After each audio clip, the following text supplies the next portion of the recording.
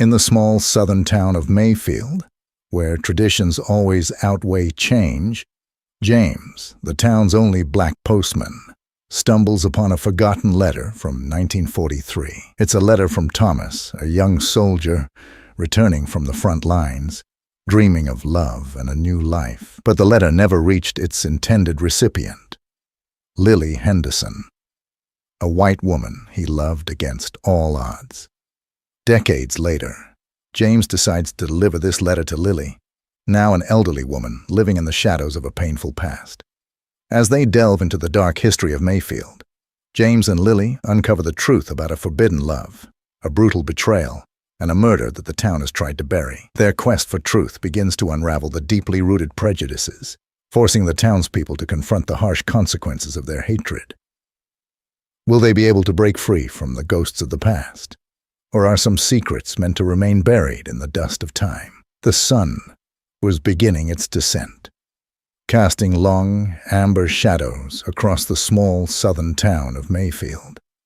Nestled among rolling hills and sprawling fields, Mayfield seemed like a place untouched by time, where the old ways still held firm.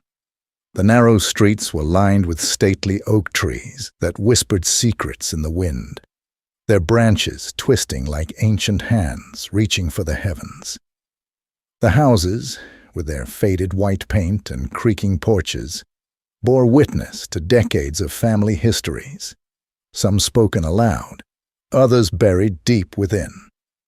James Owens had lived in Mayfield all his life, but the town had never really felt like home. As the only black postman in town, he moved through the streets with a quiet dignity, his head held high despite the weight of the world that seemed to press down on his shoulders. He knew every corner, every crack in the sidewalk, and every unkind gaze that followed him from the windows of the grand old houses. His job took him to every doorstep, but he was always an outsider looking in, tolerated, but never truly accepted. James had grown accustomed to the cold stares and the muttered slurs that accompanied his rounds. He knew that Mayfield was a town where tradition was sacrosanct, where the old families guarded their legacies with a fierce pride. Change was a stranger here, and those who tried to bring it were met with swift and unforgiving resistance. But James had learned to navigate these unwelcoming waters with patience and perseverance. His father had taught him that. Keep your head down, do your work, and let them see you're better than what they think of you. It was a lesson learned through a lifetime of hard experience. It was a hot summer afternoon when James was assigned to help clear out the old postal warehouse. The building had stood abandoned for years, a relic of a bygone era when the town had been a bustling center of trade and commerce. Now, it was little more than a forgotten monument to a past that most people in Mayfield preferred not to remember. The interior was filled with dust and cobwebs, and the smell of mildew hung heavy in the air. James worked quietly, sorting through stacks of old letters and packages that had never reached their destinations. Most were mundane: utility bills, advertisements, forgotten parcels. But as he dug deeper, his hands touched something different. It was a single, yellowed envelope, buried beneath a pile of old newspapers. The paper was fragile to the touch, the ink faded, but still legible. The postmark was dated July 1943, over 70 years ago. The name on the envelope caught his eye: Lily Henderson. There was a return address too, but it was smeared and hard to read.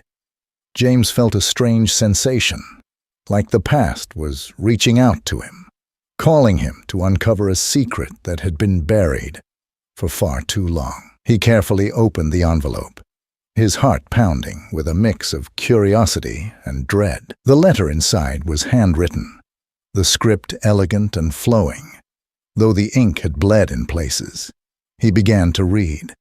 "My dearest Lily, the war has been long and hard, but thoughts of you have kept me going. Every night I dream of the day I can hold you in my arms again, free from the shadows that try to keep us apart. I know our love is not an easy one, and I know what they say about us. But I believe in you, Lily. I believe in us. I will be home soon, my love. Wait for me, and we will find a way to be together, no matter what. Love can overcome anything, can it? Forever yours, Thomas. He folded the letter back into the envelope, his mind racing with questions. Who was Thomas? What had happened to him? And why had this letter never reached Lily Henderson? The more he thought about it, the more he felt a sense of responsibility growing within him. This was more than just a piece of old mail. It was a story that needed to be told, a history that demanded to be uncovered. James knew the risks of digging into the town's past. He knew that the people of Mayfield did not like to be reminded of their sins, of the injustices that had been committed in the name of keeping order.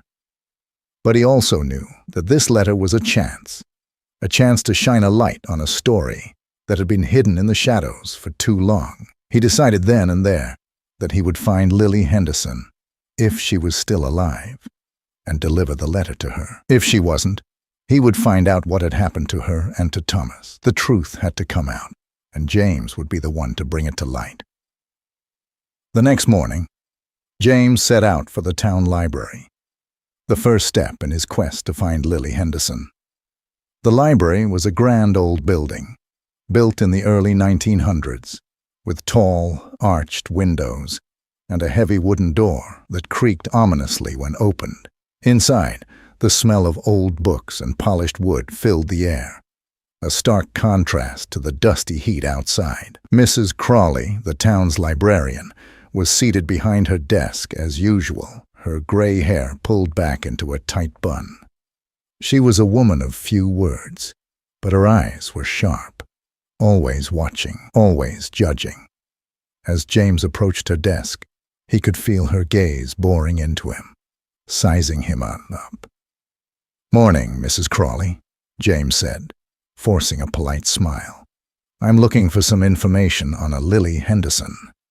She might have been living here around the 1940s. The librarian's eyes narrowed slightly. Her lips pursed in disapproval. "Henderson, you say?" she repeated, her voice clipped.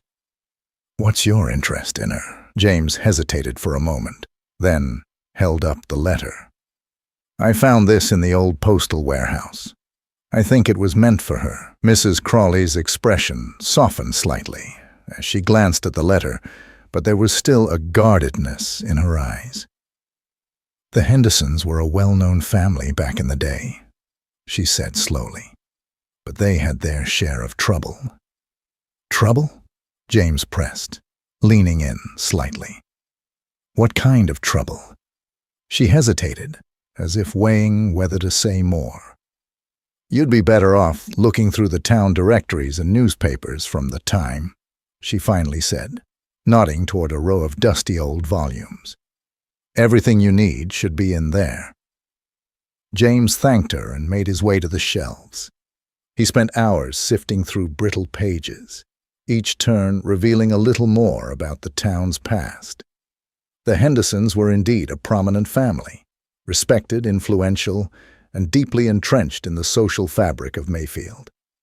Lily was the youngest daughter, known for her beauty and grace, but there were whispers, even back then, of her defiance against the racial norms of the time. As he delved deeper, James began to piece together the forbidden romance between Lily and Thomas. Thomas was a young black man, the son of a sharecropper from a neighboring town. He was known for his intelligence, his kindness, and his courage.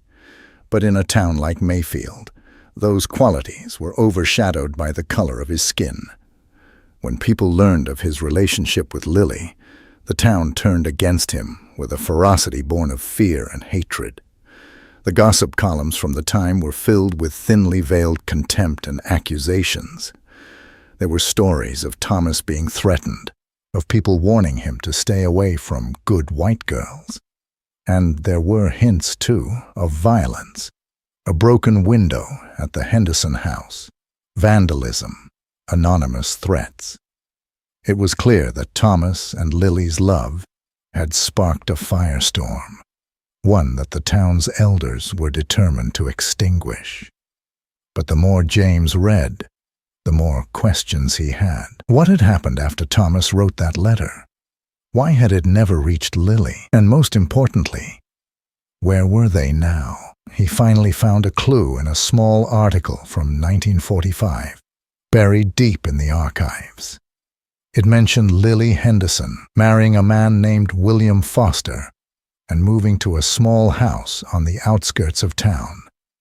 There was no mention of Thomas, no record of him ever returning from the war. James's heart sank. Had he been killed? Had he given up on their love? Or had something else happened, something even darker? Determined to find the answers, James decided to visit Lily's last known address. If she was still alive, she might be able to tell him what had really happened all those years ago. As he left the library, he couldn't shake the feeling that he was on the brink of uncovering something much bigger than he had anticipated. A story of love, betrayal, and the kind of courage that defied a town's hatred. And he knew, deep down, that he had to see it through, no matter the cost. As James walked through the overgrown path leading to Lily's last known address, his mind was filled with images of the past he had just uncovered in the dusty archives. He imagined the young Lily Henderson, full of hope and defiance, sneaking around the winding streets of Mayfield to meet Thomas, a man whose very existence challenged the town's rigid social order. He wondered how such a love could survive in a place like this, a town where silence spoke louder than words, and where the wrong kind of love could destroy lives. The house came into view, a small, weathered cottage hidden behind a veil of thick trees and wild ivy. It looked neglected, as if time had passed it by, much like the rest of Mayfield. James could see that the paint was peeling and the windows were smudged with dirt, but there was something about it that felt alive. It was as if the house itself was holding its breath, waiting for something to happen. He knocked on the door, his heart beating like a drum in his chest. For a moment, there was only silence, then the slow creak of floorboards. The door opened just a crack, and a pair of tired blue eyes peered out at him. "Can I help you?" The voice was frail, barely more than a whisper. "Mrs. Foster?" James asked softly, holding up the letter. "I'm looking for Lily Henderson. I believe this letter is meant for you." There was a pause, and then the door opened wider. The woman who stood before him was old, her hair a stark white, her face lined with the deep creases of a life lived hard. But there was still a glimmer of the young woman she must have once been, the strong jaw, the determined set of her lips. "Where did you get that?" she asked, her voice trembling. "I'm the postman," James explained. "I found it in the old postal warehouse. It's from 1943. For a moment, she said nothing, just stared at the letter in his hand. Then, with a deep breath, she stepped aside and motioned for him to come in. Inside, the house was dark and musty, filled with the smell of old wood and faded memories. The furniture was sparse and worn, and there were few signs of a life beyond the basics. James followed her into a small sitting room, where she sank into an old armchair, her hands trembling as she reached for the letter. "I thought I'd never see this again," she said, her voice cracking. I thought it was gone forever." James watched as she carefully unfolded the letter, her eyes scanning the familiar words. Tears welled up in her eyes, and she covered her mouth with a trembling hand. "Thomas," she whispered. "My dear Thomas." James waited, giving her time to process the moment. When she looked up at him again, there was a mix of pain and gratitude in her gaze. "Thank you for bringing this to me," she said. "You have no idea what this means." "I'm sorry it took so long," James replied, his voice gentle. "I've been trying to learn more about what happened back then. About you and Thomas." Lily's eyes darkened, and for a moment she seemed to retreat into herself. "It's a long story," she said finally, her voice heavy with the weight of years, "and not one that this town likes to remember." James nodded, understanding. "I'd like to hear it," he said, "if you're willing to share." For a moment she was silent, lost in thought. Then she nodded, as if making a decision. "All right," she said. "You want to know what happened? I'll tell you." She took a deep breath, her eyes drifting to the window, as if she could see the past unfolding right there in front of her. "It was the summer of 1942, Lily began, her voice growing stronger as she spoke. "I was just 19, fresh out of high school, full of dreams and ideas about what my life would be. I was the youngest daughter of the Hendersons, one of the oldest families in Mayfield. We were expected to live a certain way, to uphold certain values.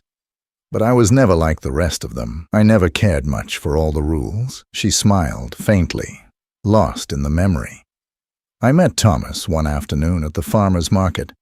He was there with his father, selling vegetables from their small farm outside of town. I remember the way he looked at me, not like I was a Henderson or a white girl, but just me. No one had ever looked at me like that before." James listened intently, picturing the scene in his mind.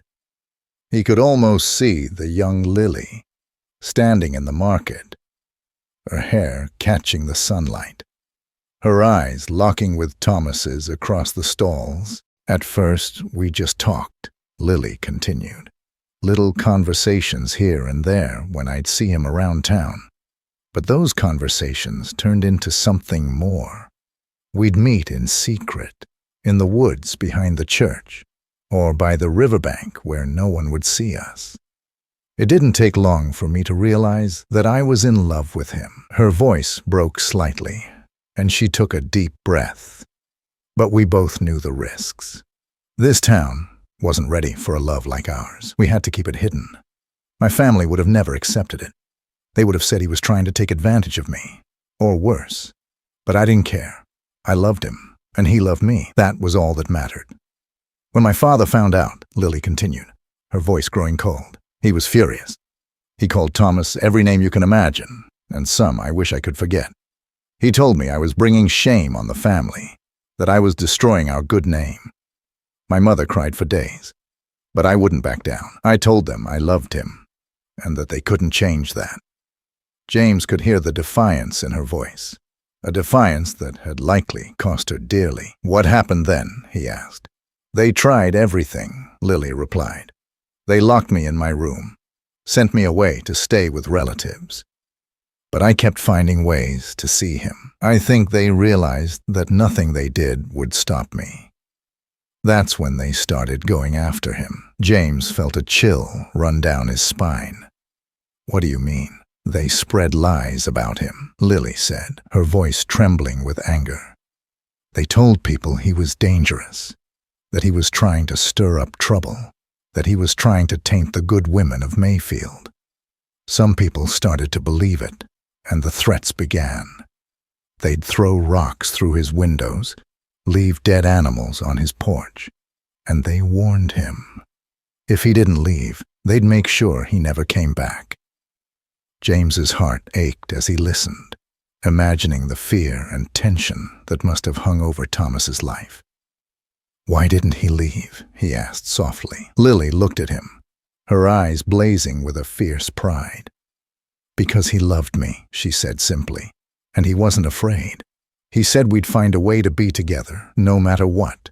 Lily's gaze drifted to the letter in her hand.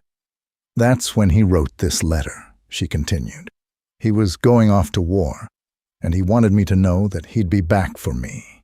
He said that maybe when he returned, people would see him differently, see us differently. We both knew it was a long shot, but we had to believe it." She looked back at James, her eyes filled with tears. "I waited for him, you know. Every day I'd go to the mailbox, hoping for a letter, sign. But nothing ever came. I thought he'd changed his mind, or that he'd forgotten me. I never knew they'd kept this letter from me. I never knew. James's heart ached at the pain in her voice, the years of waiting and wondering. "I'm so sorry, Mrs. Foster," he said quietly. "I can't imagine what that must have been like." Lily nodded, wiping her eyes. "It was hard," she admitted. "But I never stopped loving him. I never stopped believing that he loved me, too." James felt a deep sense of purpose settling over him. "Mrs. Foster," he said, leaning forward, "I want to help you find out what happened to Thomas. I want to know why this letter never reached you and what happened after he came back from the war." Lily looked at him, her eyes filled with a mixture of hope and skepticism. "Do you think you can?" she asked softly. "I don't know," James admitted, "but I'm willing to try.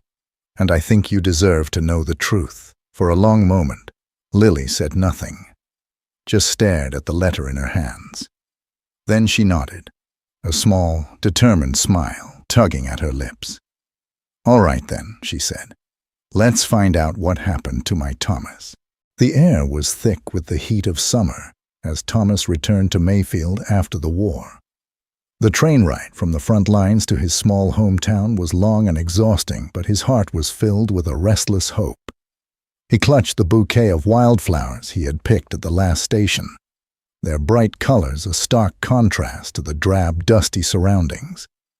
Each step closer to Mayfield felt like a step toward a new beginning, a chance to reclaim the love he had fought so hard to hold on to in his heart. Thomas had seen more than his share of horrors during the war. He had faced death and danger, seen friends fall, and endured the relentless grind of life in the trenches. But through it all, thoughts of Lily had kept him going.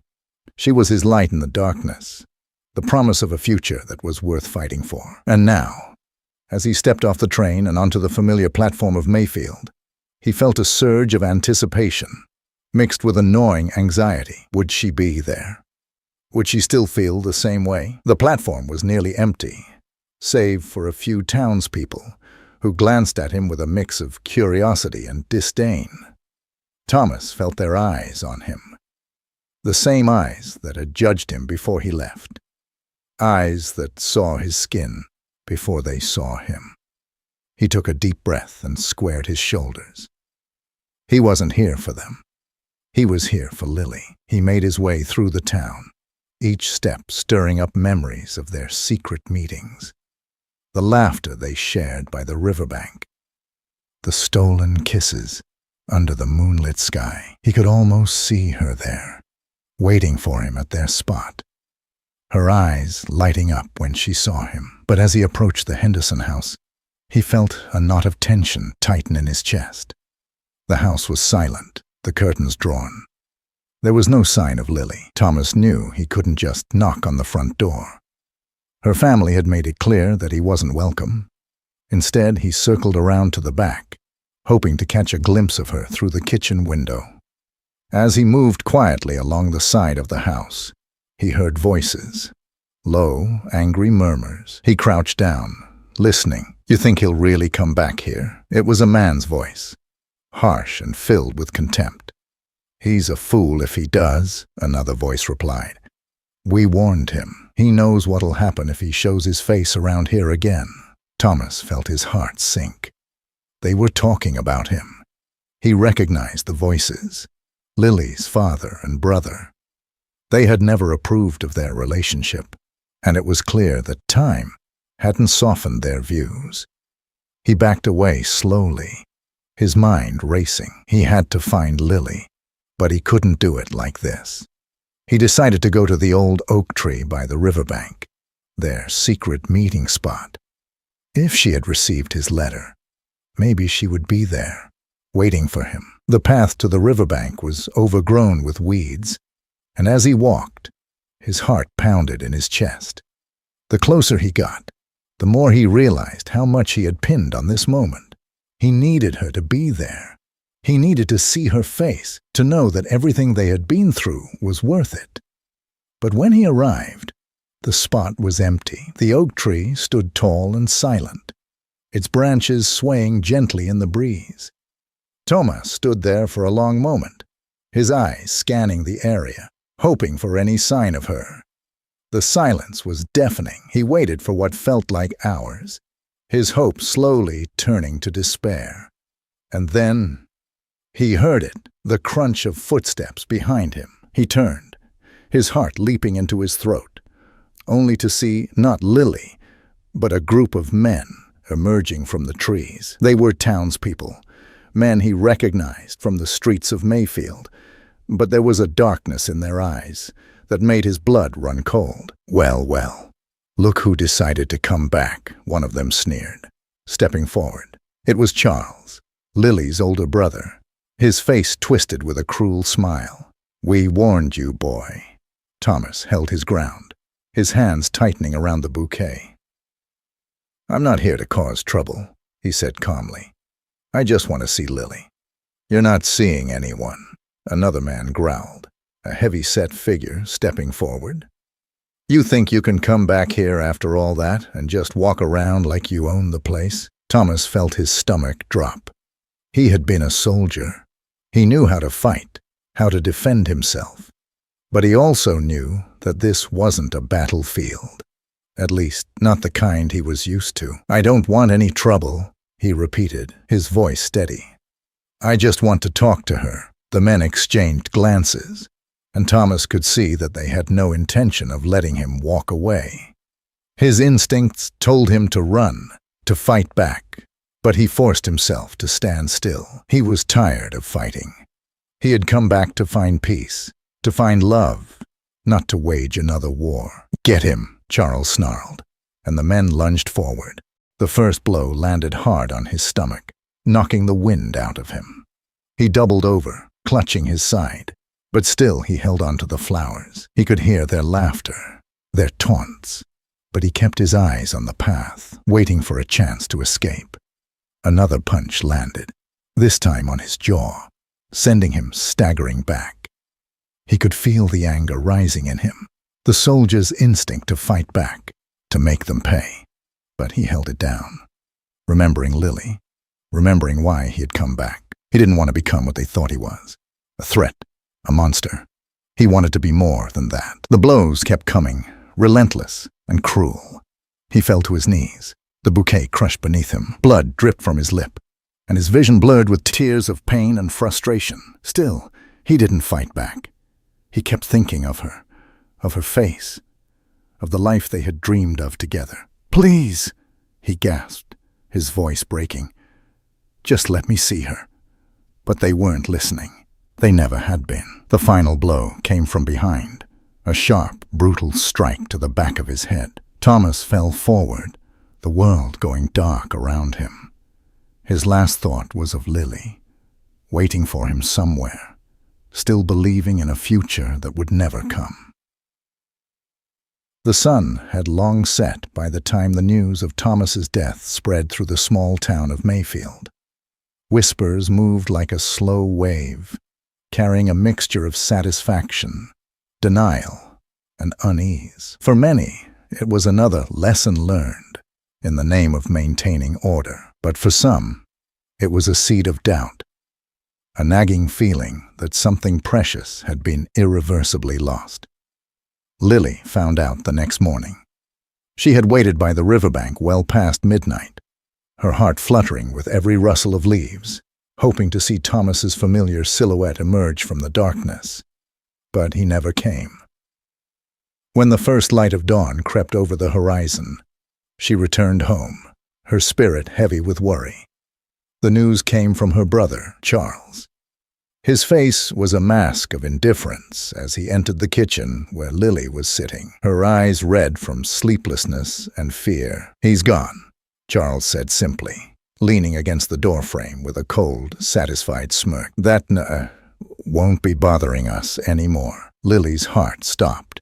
"What do you mean, he's gone?" she demanded, her voice trembling. "Where is he? What did you do?" Charles shrugged. "What had to be done? You're better off forgetting him." A chill ran down Lily's spine. She bolted up from her chair, knocking it over as she ran toward the door. She had to see for herself. She had to know. But as she pushed past her brother, he grabbed her arm, his grip like iron. "Don't go looking, Lil," he hissed. "You won't like what you find." Lily wrenched her arm free and stumbled out of the house. Her legs moved of their own accord, carrying her down the familiar paths toward the old oak tree by the riverbank. The closer she got, the more she felt the weight of dread pressing down on her chest. The world around her seemed to fade, her focus narrowing to a single, desperate thought. Find him. Find him. Find him. When she arrived at their spot, she saw them, a group of men, standing in a huddle. Her heart pounded in her ears as she forced herself forward. The men looked up as she approached, and their faces were masks of contempt and pity. "What have you done?" she whispered, her voice barely audible. They parted slightly, and that's when she saw him, Thomas, lying still on the ground, his face bruised and bloodied, his eyes closed as if in a peaceful sleep. But she knew better. She knew he wasn't sleeping. A strangled cry tore from her throat as she fell to her knees beside him, her hands shaking as she reached for his face. "Thomas," she sobbed. "No, no, no. Please, no." The men around her exchanged uneasy glances. Some shuffled their feet, looking anywhere but at her. Charles, standing at the back, remained silent, his arms crossed over his chest. One of the older men, Mr. Thompson, stepped forward, his face hardened with the weight of what had been done. "Best you forget him, Miss Lily," he said gruffly. "He wasn't no good for you. Wasn't right, what he tried to do." Lily's head snapped up, her eyes blazing with fury. "What he tried to do," she spat. "He loved me. He wanted to build a life with me. And you took him from me." She looked around at the faces of the men she had known all her life, men who had smiled at her in church, men who had tipped their hats to her in the streets. Now they were strangers, monsters who had stolen the one good thing in her life. "I will never forget this," she whispered, her voice trembling with rage. "I will never forgive you, any of you." But Thomas was gone. Lily's world fell apart after Thomas's death. Her family, once so full of life and tradition, became a prison of silence and resentment. She refused to speak to them, her eyes filled with a cold, unyielding hatred that made even her father uneasy. She would spend hours locked in her room or wandering aimlessly around town, her heart hollow and her spirit broken. The townspeople avoided her, casting quick, wary glances her way before turning their backs. She became a ghost, a living reminder of the town's darkest deeds. But Lily didn't care. She didn't care about the whispers, the pitying looks, or the clumsy attempts at comfort from those who thought she could be consoled. The only place she found solace was at Thomas's grave, a small, unmarked plot on the outskirts of the churchyard. She visited every day, bringing fresh flowers and sitting for hours, speaking to him as if he were still there. "Thomas," she would whisper, her voice raw and cracked. "I'm so sorry. I should have done more. I should have fought harder." But the grave remained silent, a cold reminder of the love that had been stolen from her. Her family tried to move on, to pretend that nothing had happened. But Lily's grief was a wound that wouldn't heal, a scar that wouldn't fade. Her mother would cry herself to sleep at night, whispering prayers for forgiveness, while her father would sit on the porch, staring out into the distance with empty eyes. Charles, however, seemed almost proud, his head held high, as if he had done the town a great service. It wasn't long before the town began to feel the weight of what had been done. The men who had taken part in Thomas's murder found their dreams haunted by his face, their consciences gnawed at by the terrible silence of the grave.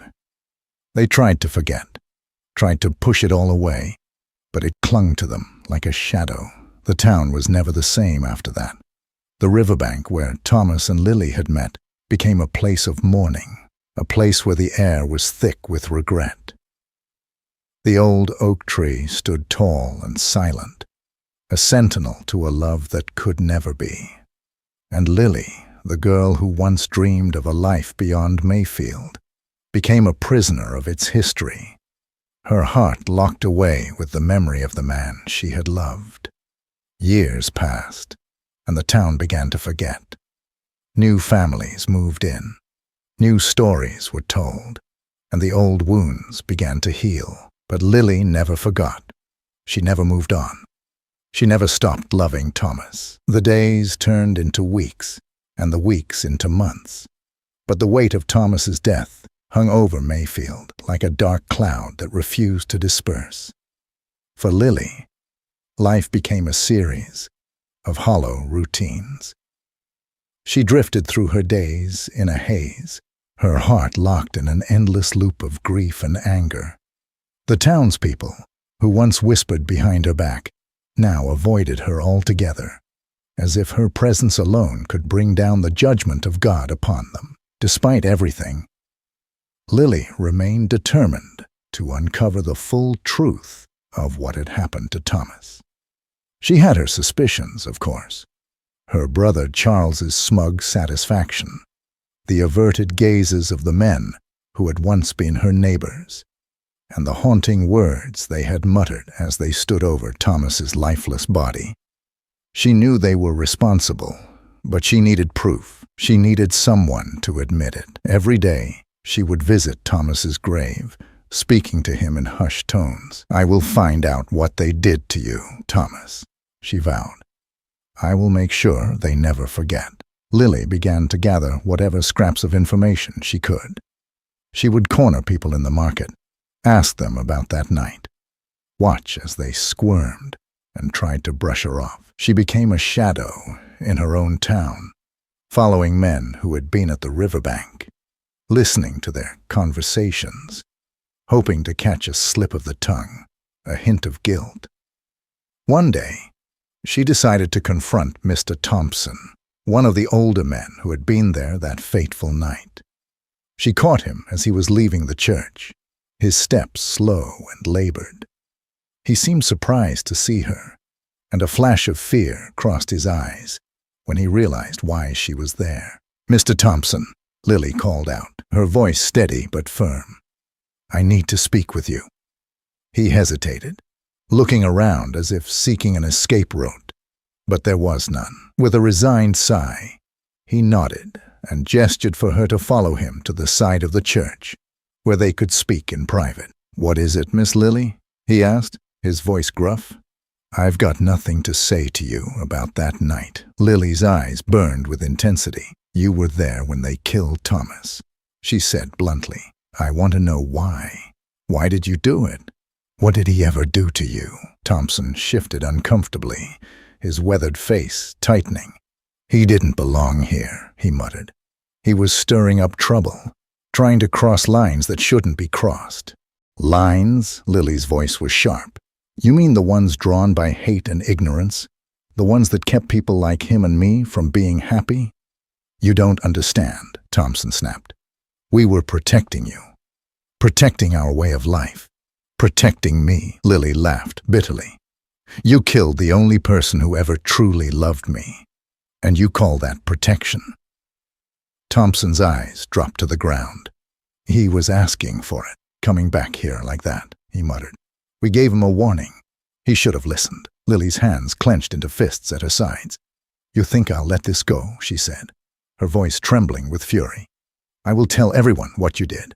I will make sure the whole town knows." Thompson looked up at her, and for a moment, his hardened expression softened.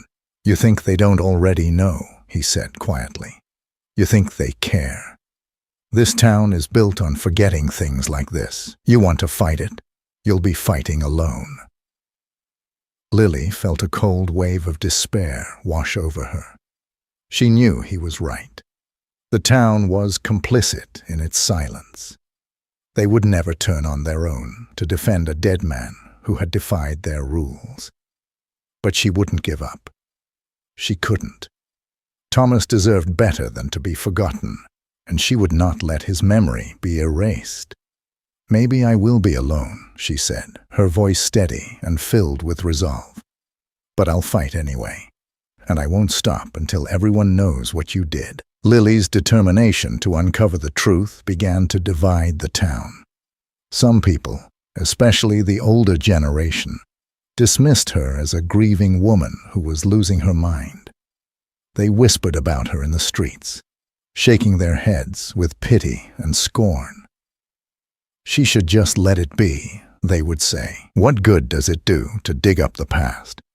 But there were others, younger people, those who had not been there that night, who started to listen to her. They had grown up hearing stories of the town's past, of the way things were meant to be. But Lily's fervent accusations and refusal to let the matter rest sparked a new kind of curiosity. They began to question their parents and grandparents, asking what really happened to the man named Thomas, who had dared to love outside the lines drawn by their society.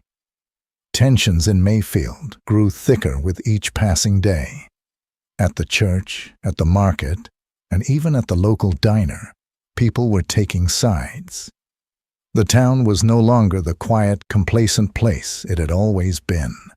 A shift was happening, and Lily, with her quiet fury and unyielding persistence, was at the center of it. Charles, on the other hand, was furious. His sister's refusal to let go of the past was, in his eyes, a betrayal of their family. "You're tearing us apart, Lily," he snapped one evening as they sat in the dimly lit kitchen, their parents silent and weary at the table. "No, Charles," Lily shot back. "You tore us apart the moment you decided his life didn't matter. The moment you decided to let hatred win." Their father, who had remained silent for weeks, finally spoke up. His voice was tired and frail, lacking the authority it once held. "Enough, both of you," he said. "There's nothing to be gained from this. It's time to let it go." Lily stared at him. Disbelief etched across her face. "How can you say that after everything?" He looked at her, his eyes dull and weary. "We all have to live here, Lily. You think you can change this town? You think you can change people like Thompson or Charles? They're set in their ways. It's not worth losing yourself over." Lily stood up, her chair scraping loudly against the floor. "I've already lost everything," she said, her voice breaking. "What more is there to lose?" As she walked out of the house, slamming the door behind her, she knew she was right. She had nothing left to lose, and that made her dangerous. The months dragged on, and the town's divisions grew deeper. Lily continued her quest, speaking to anyone who would listen, refusing to be silenced. It wasn't until a fateful encounter with James Owens, the postman who had brought her Thomas's letter, that she finally found the ally she so desperately needed. James had been watching from the sidelines, observing how the town responded to Lily's efforts. He had seen the anger, the fear, and the curiosity bubbling beneath the surface. He knew how deeply the roots of prejudice ran in Mayfield, but he also saw a chance for change. One day, as Lily was sitting alone by Thomas's grave, James approached her. "I think it's time we did something more," he said quietly. Lily looked up, surprised.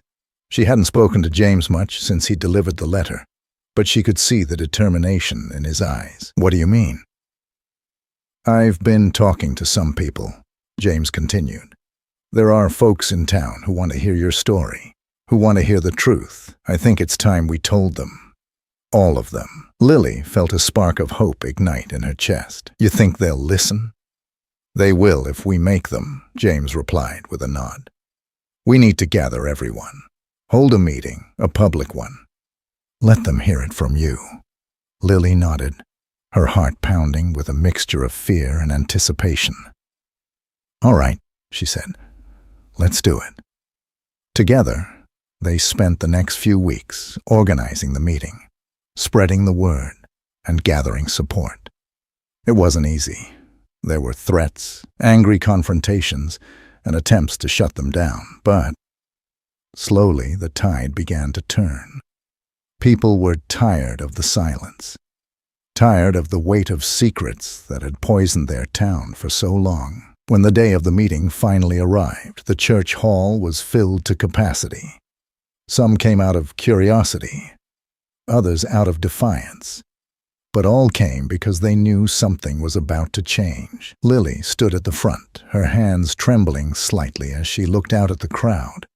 She saw familiar faces, some filled with support, others with disdain. But she didn't let it deter her. She took a deep breath and began to speak. She spoke of Thomas, of their love, of the dreams they had shared. She spoke of the hatred and violence that had stolen him from her, of the men who had murdered him in cold blood. She laid bare the truth of what had happened that night by the riverbank, sparing no detail. And as she spoke, the room was filled with a heavy silence. The truth, once hidden in the shadows, was now laid bare for all to see. As Lily finished her speech, the room remained silent. The weight of her words hung in the air like a heavy fog, suffocating and inescapable. People shifted in their seats, some with eyes cast down, others staring ahead with faces twisted in a mix of anger, shame, and disbelief. For a moment, no one moved. Then, from the back of the room, a voice broke through the silence. "This is nonsense." It was Charles. His face was flushed with anger, his hands clenched into fists at his sides. "You're trying to tear this town apart with your lies, Lily. We all know what really happened. Thomas was a troublemaker, and he got what was coming to him." A murmur rippled through the crowd. Some nodded in agreement, their expressions hardening, while others looked uncertain, their faith in the town's long-held narrative starting to waver. Lily stood her ground, her eyes fixed on her brother. "You know that's not true, Charles," she said, her voice steady, despite the tremor in her hands. "You were there. You saw what they did to him." "I didn't do anything," Charles shot back, his voice rising. "I warned him to stay away, to leave you alone, but he wouldn't listen. He brought this on himself." The tension in the room grew thicker, almost tangible. James, standing by Lily's side, could see the conflict playing out on the faces of those gathered. He knew this was a pivotal moment.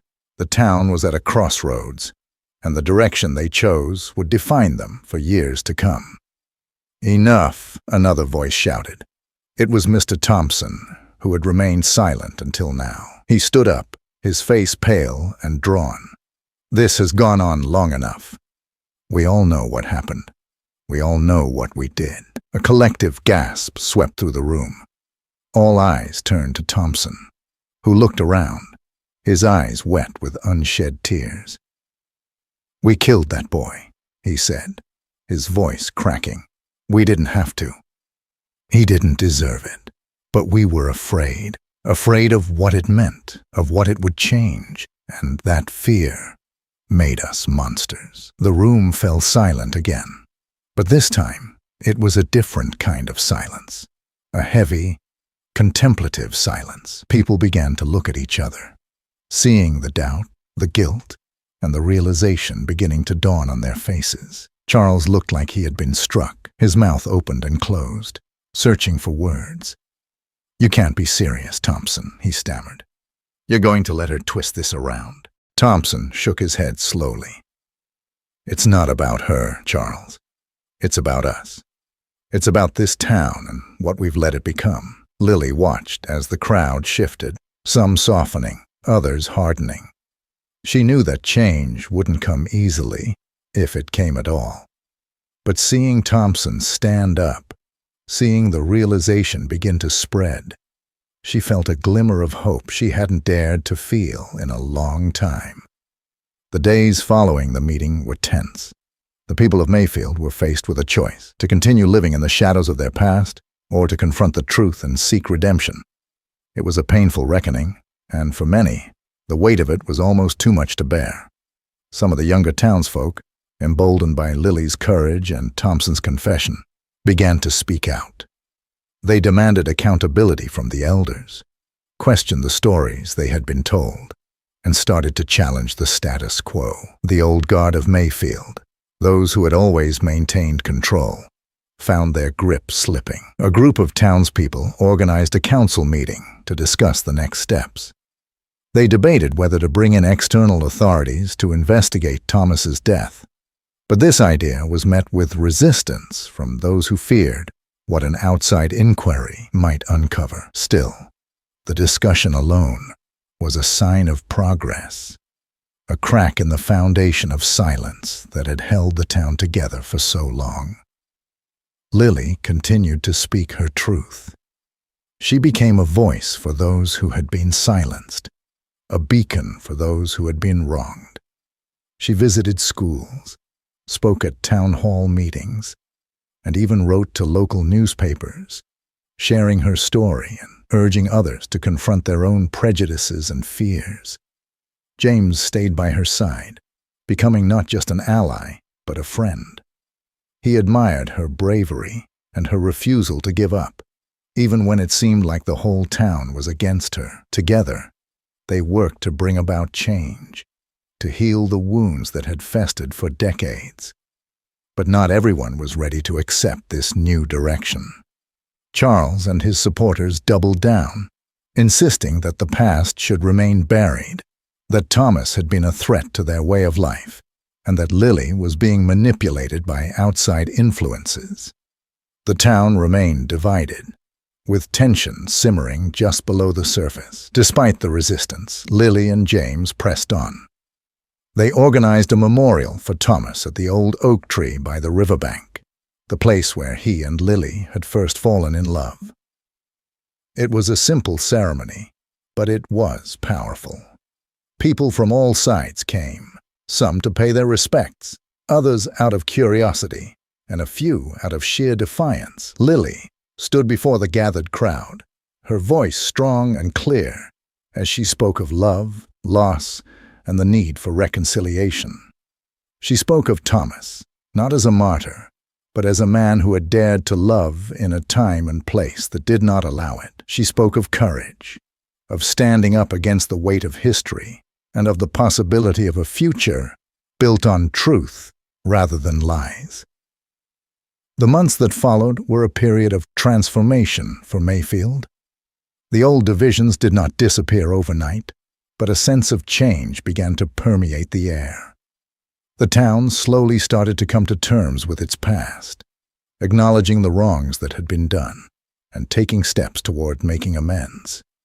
A new generation of leaders began to emerge, those who had grown tired of the old ways and who saw an opportunity for something better. They pushed for reforms in the local government, advocated for more inclusive policies, and created spaces for dialogue and understanding. Lily's efforts did not go unnoticed. She became a symbol of resilience, her story resonating far beyond the borders of Mayfield.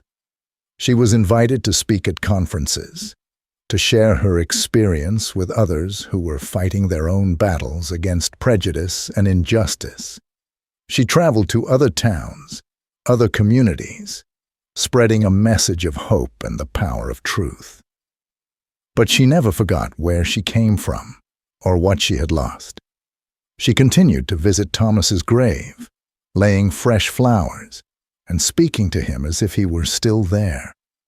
She knew that the journey was far from over, that there were still many battles to be fought. But she also knew that she was not alone.